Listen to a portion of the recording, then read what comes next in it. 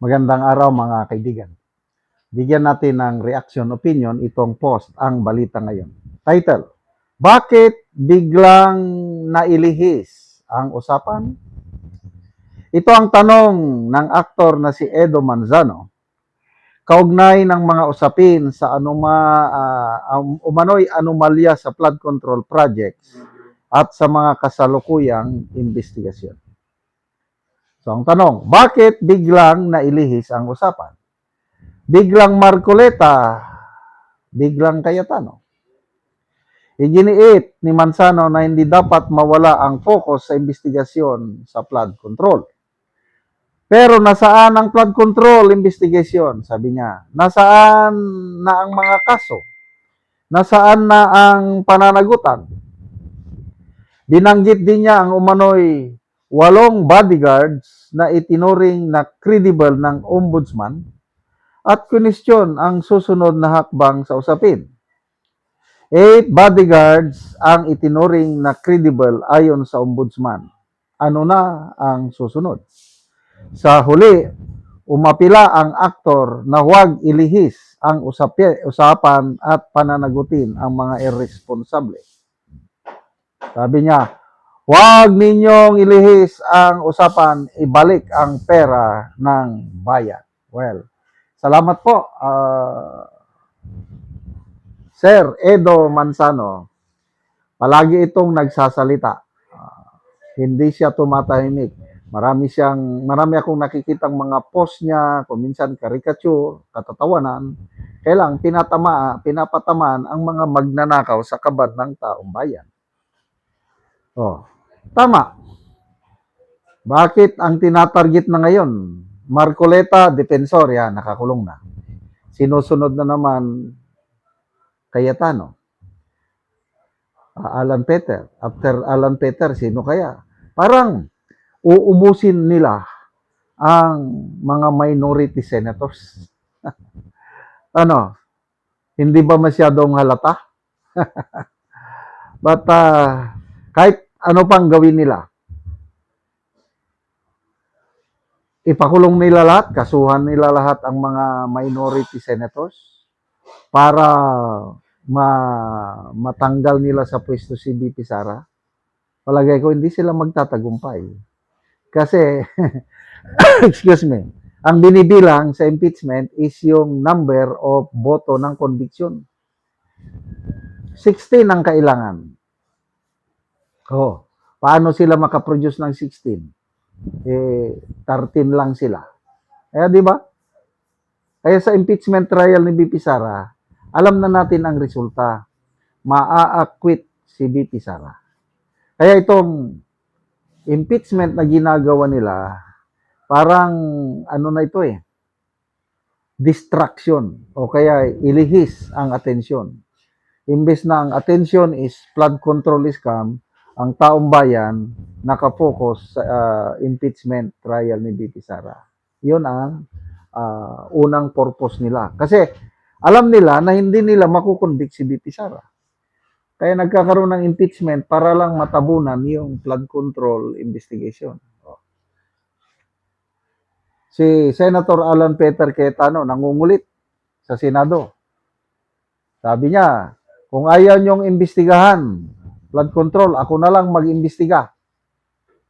Sumagot naman si Erwin Tulfo na wag kang, relax lang, wag kang masyadong hot. Darating tayo dyan. Iimbestigahan din natin yan. Wala na akong paniwalaan na salita nila. Kasi, alam nyo na, talagang grabing cover up ang nangyayari dito ngayon sa flood control. Salamat kay Congressman Edgar Erese na nagsasalita. Sabi niya na, ano nang nangyari sa idol ko, Senator Lacson? Lumalabas na isa siya sa nagko-cover up sa flood control scam na ito. Ano pa? Isang Jesus Busi Duque, isang vlogger. Sabi niya, sa aking paniniwala, ang pinakamalaking ang mastermind sa cover up ng flood control scam ay sino daw? Soto and Lacson. Pwede mong idagdag na rin dyan, Soto, Lacson, Erwin Tulfo.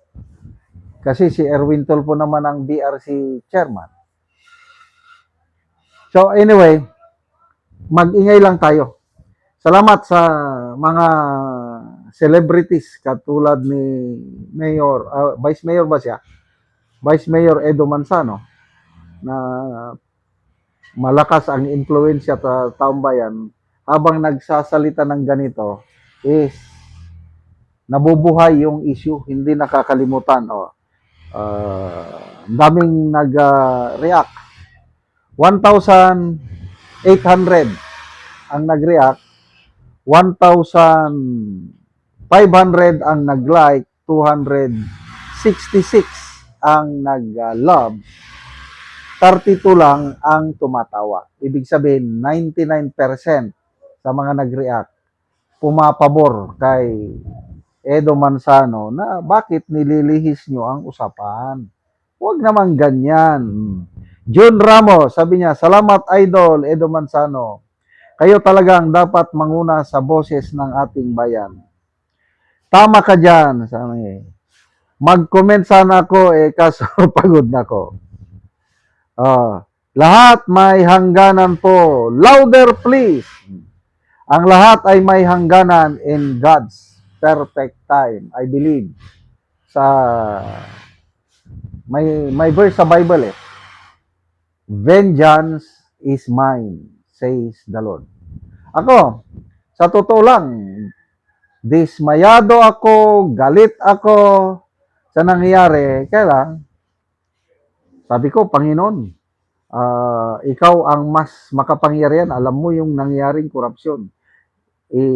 Itugyan, sa Bisaya, isurrender ko na sa iyo ang nangyayari sa bansa. Lalo na itong ginawa nila kay Tatay Digong, kinidnap nila, ginigipit si BP Sara, pinakulong si Senator Jinggoy, Marcoleta, Defensor, kung sino pa yung mga may prinsipyo at paninindigan, sila pa yung nakakulong, yung mga mastermind nasa labas. So, wala na akong magagawa. Kaya, vengeance is mine, sabi ng Panginoon. Sige, hindi rin sila makakaiwas sa derada ng Diyos sa kanila balang araw. Salamat mga kaibigan sa inyong pagsubaybay sa channel nito. Nakakatulong kayo ng malaki sa tribong Talandig ng Bukidnon dahil ang income natin sa channel na ito is pantulong sa tribo. Namimigay tayo ng libreng yero at pako para makapagpatayo sila ng mas maayos na tirahan. Panoorin nyo ang video na ito. Karon mauna ni ang matagaan og yero nga apo ni Lola. Kay si Lola tigulang na. So naa si Lola.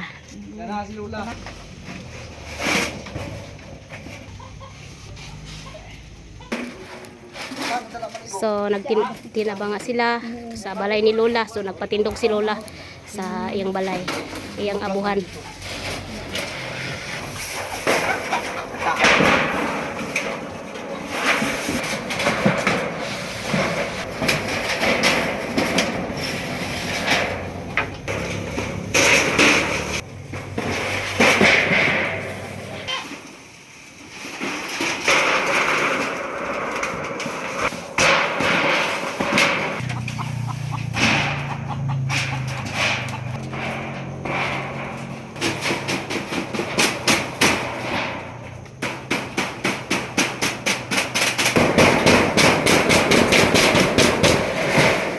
Nagyod og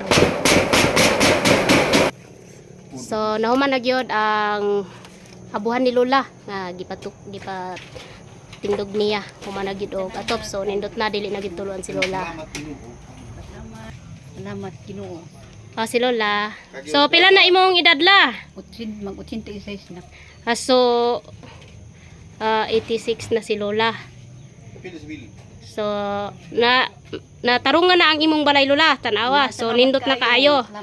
So si Lola 86 na ang iyang edad og dako kay ang pasalamat. Unta nga daghang pa ang matabangan ni sir ni Ginoo. Nasama ka nako. Oo, Lola. Salamat kayo no. Matusab sir ng sponsor ni ini. Gitabangan ako sa Ginoo dabira ka sir. Sige Lola. So dako kayong pasalamat ni Lola kay natabangan siya. O salamat sa nagatan-aw o sa labaw po sa Ginoo nga natabangan si Lola. God bless.